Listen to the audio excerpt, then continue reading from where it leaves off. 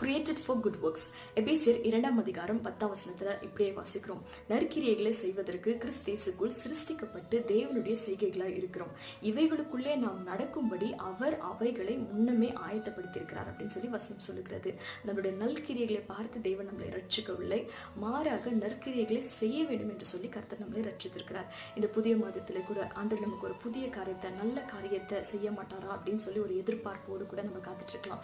ஆனால் வசனம் சொல்லுகிறது, தேவன் நமக்கு முன்னாடியே கர்த்தர் நமக்கு நன்மையான காரியத்தை ஆயத்தப்படுத்தி வைத்திருக்கிறாராம். ஸோ இந்த நாள் ஆண்டவரிடத்துல போயிட்டு, ஆண்டவரே ஏற்கனவே நீங்க எனக்காக ஒரு மேப்பை நீங்க போட்டிருக்கிறீங்க, ஒரு காரியத்தை ஏற்படுத்திட்டு இருக்கீங்கப்பா, அதுக்குள்ள நான் நுழையும்படி என் கண்களை திறந்தருளுங்க, அதற்குரிய வழியை எனக்கு காண்பீங்க அப்படின்னு சொல்லி நம்ம விசுவாசத்தோடு ஆண்டவரிடத்துல கேட்கும் பொழுது நிச்சயமாகவே அவர் நமக்கு ஏற்படுத்தியிருக்கிற காரியத்திற்குள்ள பிரவேசிக்கிறதுக்கு கர்த்தர் நம்மளுக்கு கிருபை செய்வார், வழிகளை நமக்கு காண்பிப்பார்.